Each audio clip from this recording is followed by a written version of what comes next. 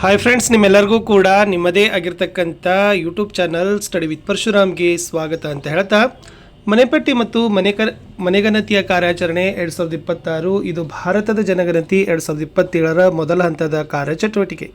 So ಈ ವಿಡಿಯೋದಲ್ಲಿ ನಾನು ಮುಖ್ಯವಾಗಿ ಒಂದು ಇಲಾಖೆ ಮತ್ತು ಗಣತಿದಾರರ ನಡುವೆ ಸಂಪರ್ಕ ಸೇತುವೆಯಾಗಿರ್ತಕ್ಕಂಥ ಮೇಲ್ವಿಚಾರಕರ ಸೂಪರ್ವೈಸರ್ಗಳ ಒಂದು ಡ್ಯೂಟಿ ನೋಡೋಣ. ಸೊ ಯಾವೆಲ್ಲ ಕೆಲಸ ಮಾಡಬೇಕು, ಯಾವೆಲ್ಲ ಕೆಲಸ ಮಾಡಬಾರ್ದು, ಡೂಸ್ ಮತ್ತು ಡು ನಾಟ್ಸ್ ಬಗ್ಗೆ ಹೇಳ್ತಾ ಹೋಗ್ತೀನಿ.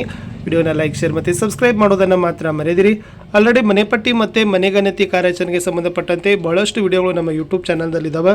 ಸೊ ವಿಡಿಯೋದ ಡಿಸ್ಕ್ರಿಪ್ಷನ್ ಬಾಕ್ಸ್ನಲ್ಲಿಯೂ ಕೂಡ ಕೊಟ್ಟಿದ್ದೀನಿ. ಅವುಗಳನ್ನು ಸಹಿತ ನೋಡಿದರೆ ಖಂಡಿತವಾಗಿ ನಿಮಗೆ ನಿಮ್ಮ ಗಣತಿ ಕಾರ್ಯಾಚರಣೆಯಲ್ಲಿ ಯೂಸ್ ಆಗ್ತದೆ ಅಂತ ಹೇಳ್ತಾ ವಿಡಿಯೋನ ಲೈಕ್, ಶೇರ್ ಮತ್ತು ಸಬ್ಸ್ಕ್ರೈಬ್ ಮಾಡೋದನ್ನು ಮಾತ್ರ ಮರೆಯದಿರಿ. ಸೊ ಟೋಟಲಿ 4 ಪ್ರಕಾರದ ಸಂಕ್ಷಿಪ್ತ ಕಾರ್ಯಗಳು. ಒಂದನೇದು ಸಿದ್ಧತೆ, ಅಂದರೆ ಟ್ರೈನಿಂಗನ್ನು ತೊಗೊಳ್ಬೇಕು, ಹ್ಯಾಂಡ್ಬುಕ್ಕನ್ನು ಓದಬೇಕು. ಎರಡನೇದು ಕ್ಷೇತ್ರ ಸಂಚಾರ, ನಿಮಗೆ ಒದಗಿಸಿರ್ತಕ್ಕಂಥ HLBಯ ಸೂಪರ್ವಿಷನಲ್ಲಿರ್ತಕ್ಕಂಥ ಕ್ಷೇತ್ರಗಳಿಗೆ ಭೇಟಿ ನೀಡಬೇಕು, ಗಣತಿದಾರರಿಗೆ ಮಾರ್ಗದರ್ಶನ ಮಾಡಬೇಕು. ಗಣತಿದಾರರು ಮಾಡ್ತಕ್ಕಂಥ ಮನೆಗಣತಿಯ ಕಾರ್ಯಾಚರಣೆಗಳನ್ನು ಸಿಂಕ್ ಮಾಡಿ ಕ್ಲೌಡ್ ಸ್ಟೋರೇಜ್ಗೆ ವರ್ಗಾವಣೆ ಮಾಡೋದು. ಲಾಸ್ಟ್ ಪ್ರತಿಯೊಂದು HLB ಮುಕ್ತಾಯದ ನಂತರ ತಾವುಗಳು ಕೂಡ ಮುಕ್ತಾಯ ಅಂತ ಘೋಷಣೆ ಮಾಡಿ ಗಣತಿ ಕಾರ್ಯವನ್ನು ಮುಗಿಸ್ತಕ್ಕಂಥದ್ದು. ಇಷ್ಟು 4 ಇತ್ತು. ಒಂದೊಂದಾಗಿ ನಾನು ನಿಮಗೆ ಡೀಟೇಲ್ ಆಗಿ ಹೇಳ್ತಾ ಹೋಗ್ತೀನಿ. ಎಸ್, ಸೊ ಮೊದಲನೇ ಕಾರ್ಯ ಏನಪ್ಪ ಅಂದರೆ, ಪ್ರತಿ ವರ್ಷದ ಜನಗಣತಿಗಿಂತ ಈ ವರ್ಷದ ಜನಗಣತಿ ಭಿನ್ನ, ವಿಶೇಷ, ಸರಳ ಮತ್ತು ಭಾಳಷ್ಟು ಗೌಪ್ಯವಾಗಿರ್ತಕ್ಕಂಥ ಒಂದು ಮಾಹಿತಿ. ಸೊ ಅದೇನಂತಂದರೆ, ಮೊದಲ ಬಾರಿಗೆ ನಾವೇನು ಮಾಡ್ತಾ ಇದ್ದೀವಿ, 2027ರ ಜನಗಣತಿಯ ಮೊದಲ ಭಾಗದಲ್ಲಿ ಮನೆಗಣತಿ ಮತ್ತು ಮನೆ ಕಾರ್ಯಾಚರಣೆಯನ್ನು ಡಿಜಿಟಲ್ ರೂಪದಲ್ಲಿ ಮಾಹಿತಿಯನ್ನು ಸಂಗ್ರಹವನ್ನು ಮಾಡ್ತಾ ಇದ್ದೀವಿ. ಅದಕ್ಕಾಗಿ ಒಟ್ಟು 3 ದಿನಗಳ ಕಾಲ ಗಣತಿ ಇದೆ. ಗಣತಿಯಲ್ಲಿ ತಾವುಗಳು ಚಾಚು ತಪ್ಪದೆ 3 ದಿನದ ಎಲ್ಲ ಅಧಿವೇಶನಗಳಲ್ಲಿ ಕುಳಿತುಕೊಂಡು ತಾವೇನು ಮಾಡಬೇಕು, ನಿಮ್ಮ ಒಂದು ಸಂದೇಹಗಳನ್ನು ಪರಿಹರಿಸಿಕೊಂಡು ಕೊಟ್ಟಿರ್ತಕ್ಕಂಥ ಸೂಚನಾ ಕೈಪಿಡಿಗಳನ್ನು ಓದಿ ಮುಂದಿನ ಮನೆಗಣತಿಯ ಮೇಲ್ವಿಚಾರಣೆ ಕಾರ್ಯಕ್ಕಾಗಿ ತಯಾರಿಯನ್ನು ಮಾಡಬೇಕು.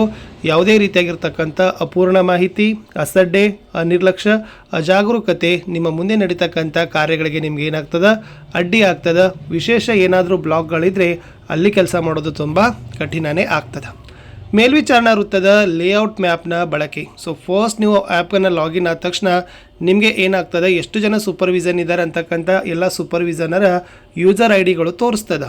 ಓಕೆ, 5, 6 ಅಥವಾ 7 ನಿಮಗೆ ಎಷ್ಟು ಬ್ಲಾಕ್ ಇದಾವಲ್ಲ ಅಷ್ಟು ಸೂಪರ್ವೈಸರ್ ID ಸಿಗ್ತದೆ. ಮತ್ತು ನಿಮ್ಮ ಆ್ಯಪ್ನ HLO ಆ್ಯಪ್ನ ಮುಖಪುಟದಲ್ಲಿರ್ತಕ್ಕಂಥ ಡಿಜಿಟಲ್ ಮ್ಯಾಪಲ್ಲಿ ಅಷ್ಟು ಸೂಪರ್ವೈಸರ್ ಸರ್ಕಲ್ನ ಮ್ಯಾಪನ್ನು ಒಂದೇ ಸೀಟಲ್ಲಿ ಅವ್ರು ಏನು ಮಾಡಿರ್ತಾರೆ ಅಂದರೆ ತೋರಿಸಿರ್ತಾರೆ. ಓಕೆ, ಇದು ನಿಮಗೆ ಏನಾಗ್ತದಪ್ಪ ಅಂದರೆ ಭಾಳ ಈಸಿ ಆಗ್ತದೆ. ಯಾವ ಒಂದು ಸರ್ಕಲ್ ಅಂದರೆ ಯಾವ ಒಂದು HLBಯ ಬಾಜುಕ್ ಯಾವ ಒಂದು HLB ಇದೆ ಅಂತಕ್ಕದ್ದನ್ನು ಕೂಡ ನಿಮ್ಮ ಮಾಹಿತಿ ಸಿಗ್ತದೆ.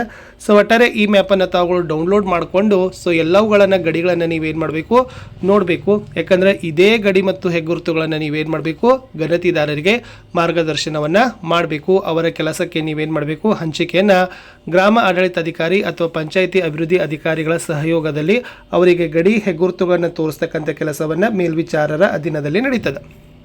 ಇನ್ನು ಗಣತಿದಾರರೊಂದಿಗೆ ಜಂಟಿಯಾಗಿ ಗಡಿಯನ್ನು ಸೂಚಿಸೋದು. ಇಲ್ಲಿ ಏನಾಗ್ತದೆ ಅಂತಂದ್ರೆ, ಪ್ರತಿಯೊಂದು HLBಯ ಗಡಿ ಹೆಗ್ಗುರುತುಗಳು ಮಾಹಿತಿ ಇರೋದು ಗಣತಿದಾರರಿಗೆ.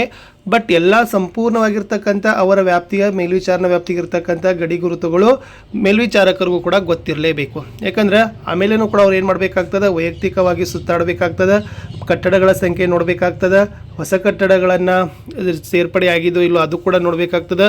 ಒಟ್ಟಾರೆ ತಾವುಗಳು ಏನು ಮಾಡಬೇಕು, ಗಣತಿದಾರರೊಂದಿಗೆ ಹೋಗಿನೇ ಅವರಿಗೆ ಜಂಟಿಯಾಗಿ ನೀವು ಗಡಿಯನ್ನು ಗುರುತಿಸ್ತಕ್ಕಂಥ ತೋರಿಸ್ತಕ್ಕಂಥ ಕೆಲಸವನ್ನು ಮಾಡ್ತಕ್ಕಂಥದ್ದು ಮೇಲ್ವಿಚಾರಕರ ಮೋಸ್ಟ್ ಇಂಪಾರ್ಟೆಂಟ್ ಆಗಿರ್ತಕ್ಕಂಥ ಕೆಲಸ.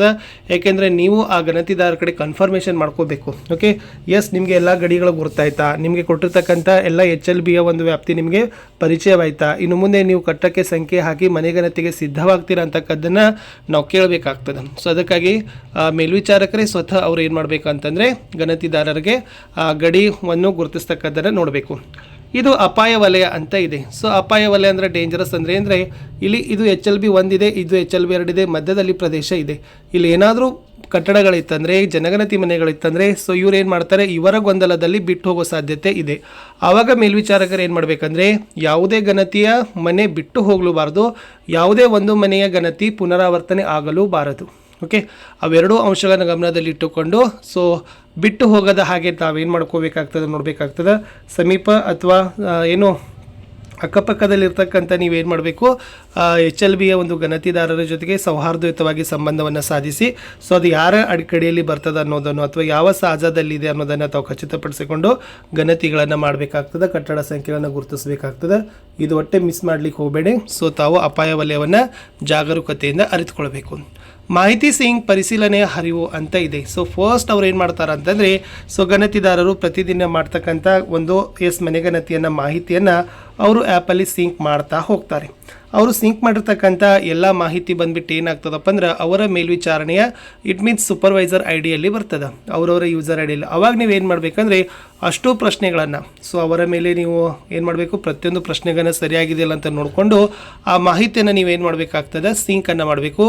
ನೀವು ಸಿಂಕ್ ಮಾಡಿದ ನಂತರ ಮಾತ್ರ ಆ ಮಾಹಿತಿ ಏನಾಗ್ತದಪ್ಪ ಅಂದ್ರೆ ಸೊ ತಾಲೂಕಿನ ಕ್ಲೌಡ್ ಸ್ಟೋರೇಜ್ಗೆ ಹೋಗ್ತದೆ. ಸೊ ತಾಲೂಕಿನಲ್ಲಿ ಒಂದು ಸಂಗ್ರಹಣ ಇದೆ, ಮಾಹಿತಿಯ ದತ್ತಾಂಶ ಸಂಗ್ರಹಣ ಅಂತಕ್ಕದ್ದನ್ನು ಕ್ಲೌಡ್ ಸ್ಟೋರೇಜ್ ಅಂತಾರೆ. ಅದನ್ನು ಅಲ್ಲಿ ಆ ಡಾಟಾ ಹೋಗ್ತದೆ. ಆವಾಗ ತಾಲೂಕಿಂದ ಏನಾಗ್ತದಪ್ಪ ಅಂತಂದ್ರೆ ಅವರು ಕ್ಯಾಲ್ಕುಲೇಷನ್ ಮಾಡ್ತಾರೆ.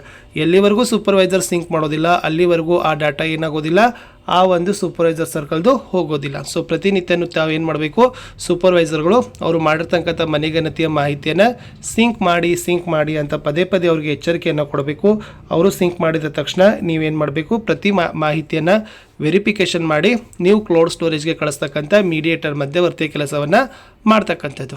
ಸ್ವಯಂ ಗಣತಿ ಮಾಹಿತಿಯ ಪರಿಶೀಲನೆ. ಸೊ ಗಣತಿದಾರರಿಗೆ ತಿದ್ದುಪಡಿ ಟ್ಯಾಗ್ ಮಾಡಲಾದ ಸ್ವಯಂ ಗಣತಿ ಮಾಹಿತಿಯನ್ನು ವಿಶೇಷವಾಗಿ ಪರಿಶೀಲಿಸಿರಿ. ಸೊ ಕೆಲವೊಂದು ಸರಿ ಏನು ಮಾಡ್ತಾರಪ್ಪ ಅಂತಂದರೆ ಅವರು ಬಿಟ್ಟು ಹೋಗಿರ್ತಕ್ಕಂಥ ಕಟ್ಟಡ ಆಗಿರ್ಬೋದು ಅಥವಾ ಸೆಲ್ಫ್ ಎನ್ಯುಮರೇಷನ್ ಆಗಿರ್ಬೋದು, ಅವೇನಾದರೂ ನಿಮಗೆ ಬರ್ತಿತ್ತಂದರೆ ಸ್ವಲ್ಪ ವಿಶೇಷವಾಗಿ ನೀವೇನು ಮಾಡಬೇಕು, ಆ ಮಾಹಿತಿಗಳನ್ನು ನೋಡಬೇಕು, ಪರಿಶೀಲನೆ ಮಾಡಬೇಕು.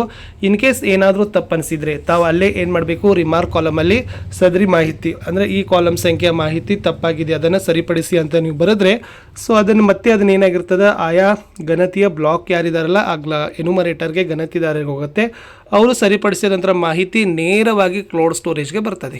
ಓಕೆ, ಅದು ಸೂಪರ್ವೈಸರ್ಗೆ ಬರೋದಿಲ್ಲ. ಸೊ ಸೂಪರ್ವೈಸರ್ ಒಂದ್ಸರಿ ಅದನ್ನು ಕರೆಕ್ಷನ್ಗೆ ಕಳಿಸಿದ್ರಂದರೆ ಅವರು ಕರೆಕ್ಷನ್ ಮಾಡಿ ಡೈರೆಕ್ಟ್ ಏನಾಗ್ತದೆ, ಕ್ಲೌಡ್ ಸ್ಟೋರೇಜ್ಗೆ ಹೋಗ್ತದೆ ಅಂತ ಒಂದು ವಿಶೇಷವಾಗಿರ್ತಕ್ಕಂಥ ಆ್ಯಪನ್ನು ಮಾಡಿದ್ದಾರೆ. ಇನ್ನು 100% ಪೂರ್ತಿಗೊಳಿಸುವಿಕೆ ಮತ್ತು ಸಿಂಕ್ನ ದೃಢೀಕರಣ ಅಂತ ಹೇಳಿದ್ದಾರೆ. ಸೊ ತಾವು ಏನು ಮಾಡಬೇಕಂತಂದರೆ ನಿಮಗೆ ಪರ್ಸೆಂಟೇಜ್ ತೋರಿಸ್ತಾ ಹೋಗ್ತದೆ. ಸೊ ಯಾವ ಏರಿಯಾದಲ್ಲಿ ಎಷ್ಟು ಪರ್ಸೆಂಟೇಜ್ ಇದೆ. ಸೊ HLB 1ರಲ್ಲಿ 100%, 2ದಲ್ಲಿ 100, 3ದಲ್ಲಿ 60 ಭೌತಿಕ ಪ್ರಗತಿ ಮತ್ತು ಡಿಜಿಟಲ್ ಸಿಂಕ್. ಭೌತಿಕ ಪ್ರಗತಿ ಅಂದರೆ ಕಟ್ಟಡ ಸಂಖ್ಯೆಗಳನ್ನೆಲ್ಲ ಹಾಕಿರ್ತಾರಲ್ಲ ಅದು ಬರ್ತದೆ. ಆಮೇಲೆ ಡಿಜಿಟಲ್ ಅಂತಂದರೆ ಎಷ್ಟು ನೀವು ವಿಸಿಟ್ ಮಾಡಿ ಸೆನ್ಸಸ್ಸು ಮತ್ತು ಫ್ಯಾಮಿಲಿಗಳನ್ನು ಮಾಡಿದ್ದೀರಾ ಅನ್ನೋದನ್ನು, ಕುಟುಂಬ ಸಂಖ್ಯೆಗಳನ್ನು ಮಾಡಿದ್ದೀರಾ ಅನ್ನೋದು ಗೊತ್ತಾಗುತ್ತೆ. ಸೊ ಅದಕ್ಕಾಗಿ ನೀವೇನು ಮಾಡಬೇಕಲ್ಲೇ ನಿಮ್ಗೆ ಪರ್ಸೆಂಟೇಜ್ ತೋರಿಸ್ತಾ ಹೋಗ್ತದೆ. 100% ಆಗಿದೆ. ಗಣತಿಯ ಕಡೆಯ ದಿನನೇ ನೀವೇನು ಮಾಡಿ ಅಂತಂದರೆ ಸಂಪೂರ್ಣವಾಗಿ ಮಾಡಿ, ಅಲ್ಲಿಗಿಂತ ಮೊದಲು ತಾವು ಪೂರ್ಣ ಮಾಡಲಿಕ್ಕೆ ಹೋಗಬೇಡಿ, ಮುಕ್ತಾಯ ಮಾಡಲಿಕ್ಕೆ ಹೋಗಬೇಡಿ. ಡಿಜಿಟಲ್ ವಿರುದ್ಧ ಕಾಗದ ರೂಪದ ಮಾಹಿತಿಯ ಸಂಗ್ರಹಣೆ. ಸೊ ಇಲ್ಲಿ ಮುಖ್ಯವಾಗಿರ್ತಕ್ಕಂಥ ನಾವು ಏನು ಮಾಡಬೇಕಪ್ಪ ಅಂದರೆ ಎಷ್ಟು ಬೆನಿಫಿಟ್ ಇದೆ ಅಂತಂದರೆ ಇದನ್ನು ನಾವು ಮೊಬೈಲ್ ಆ್ಯಪಿಂದ ಬಳಸ್ತೀವಿ, ಆಟೋ ಸಿಂಕ್ಗಳನ್ನು ಬಳಸ್ತೀವಿ. ಆಮೇಲೆ ಭಾಳಷ್ಟು ರೀತಿಯಾಗಿರ್ತಕ್ಕಂಥ ನೈಜ ಸಮಯದಲ್ಲಿ ನಾವು ಏನು ಮಾಡ್ತೀವಿ ಅಂದರೆ ಈ ಮಾಹಿತಿ ಇಡೀ ದೇಶಾದ್ಯಂತ ಕ್ರೋಢೀಕರಣ ಮಾಡಬೇಕಾಗಿತ್ತಂದ್ರೆ ಸೊ ಏನಾಗ್ತದೆ, ಭಾಳ ಕಡಿಮೆ ದಿನದಲ್ಲಿ ಕಡಿಮೆ ಅವಧಿಯಲ್ಲಿ ನಿಖರತೆಯಿಂದ ಈ ಮಾಹಿತಿ ಏನಾಗ್ತದಪ್ಪ ಅಂದರೆ ಸರ್ಕಾರಕ್ಕೆ ಲಭ್ಯವಾಗ್ತಕ್ಕಂಥ ಮಾಹಿತಿ ಇದು ಆಗಿದೆ. ಓಕೆ, ಸೊ ನಿಮ್ಮ ಮೇಲೆ ಯಾರಾಗಿರ್ತಾರೆ, ಚಾರ್ಜ್ ಅಧಿಕಾರಿ ಆಗಿರ್ತಾರೆ. ಆ ಚಾರ್ಜ್ ಅಧಿಕಾರಿಗಳು ಏನಾಗಿರ್ತಾರಪ್ಪ ಅಂತಂದ್ರೆ ಸಂಬಂಧಪಟ್ಟ ಇರ್ತಕ್ಕಂಥ ಎಲ್ಲ ಒಂದು ಸೂಪರ್ವೈಸರ್ ಏನಿದೆ ಅಲ್ಲ ಆ ಸೂಪರ್ವೈಸರ ಮಾಹಿತಿಯನ್ನು ಅವ್ರು ಏನು ಮಾಡ್ತಾರೆ, ರ್ಯಾಂಡಮ್ ಆಗಿ ಚೆಕ್ ಮಾಡ್ತಾರೆ. ಓಕೆ, ಸೊ ರ್ಯಾಂಡಮ್ ಆಗಿ ಭೌತಿಕವಾಗಿ ಯಾದೃಚ್ಛಿಕವಾಗಿ ಚೆಕ್ ಮಾಡಿ ಏನಾದರೂ ಅನಿಸಿದರೆ, ಓಕೆ, ಫಾರ್ ಎಕ್ಸಾಂಪಲ್ ಗಡಿ ಪರಿಶೀಲನೆ ಮರುಪರಿಶೀಲನೆ ಮಾಡಿ ಅಂತ ಅವ್ರು ನಿಮಗೆ ಗಡುವನ್ನು ಕೊಟ್ಟರೆ ನಿಮಗೆ ಏನಾಗುತ್ತೆ, ನಿಮ್ಮ ಆ್ಯಪಲ್ಲಿ ತೋರಿಸುತ್ತೆ. ಅಥವಾ ಗೈರು ಹಾಜರಾತ ನೀವೇನಾದರೂ ಅಬ್ಸೆಂಟೀಸು ಡೋರ್ಲಾಕ್ಗಳನ್ನು ಹಾಕಿದರೆ ಅದನ್ನು ಮತ್ತೆ ಅವ್ರು ಏನು ಮಾಡ್ತಾರೆ, ಗಡುವುಗಳನ್ನು ಕೊಟ್ಟು ಸೊ ಮತ್ತೆ ನಿಮ್ಗೆ ಏನು ಮಾಡ್ತಾರೆ, ಡೈರೆಕ್ಷನನ್ನು ಮಾಡ್ತಾರೆ. ಆವಾಗ ನೀವೇನು ಮಾಡಬೇಕಾಗ್ತದೆ, ಆ ಕಾರ್ಯವನ್ನು ಮಾಡಬೇಕಾಗ್ತದೆ. ಯಾರು, ಸೂಪರ್ವೈಸರ್. ಇಷ್ಟು ಏನಾಗಿತ್ತಪ್ಪ ಅಂದರೆ ಸೂಪರ್ವೈಸರ್ಗೆ ಸಂಬಂಧಪಟ್ಟಂತೆ ಕೆಲಸ ಇತ್ತು. ಸೊ ಒಟ್ಟಾರೆ ಗಣತಿದಾರರು ಮತ್ತು ಇಲಾಖೆ ನಡುವೆ ಇರ್ತಕ್ಕಂಥ ಒಂದು ಸಂಪರ್ಕ ಸೇತುವೆ. ಸೊ ಗಣತಿಯ ಎಲ್ಲ ಮಾಹಿತಿಗಳನ್ನು ಕ್ಲೌಡ್ ಸ್ಟೋರೇಜ್ಗೆ ಕಳಿಸ್ತಕ್ಕಂಥ ಮುಖ್ಯ ಪಾತ್ರ ಯಾರಪ್ಪ ಅಂದರೆ ಮೇಲ್ವಿಚಾರಕರು. ಇಷ್ಟು ಮಾಹಿತಿಯನ್ನು ತಿಳಿದುಕೊಂಡಿದ್ದಕ್ಕೆ ಧನ್ಯವಾದಗಳು ಅಂತ ಹೇಳ್ತಾ ಇಲ್ಲಿಯವರೆಗೆ ವಿಡಿಯೋ ವಾಚ್ ಮಾಡಿದ್ದಕ್ಕೆ ಧನ್ಯವಾದಗಳು. Have a nice day. Bye.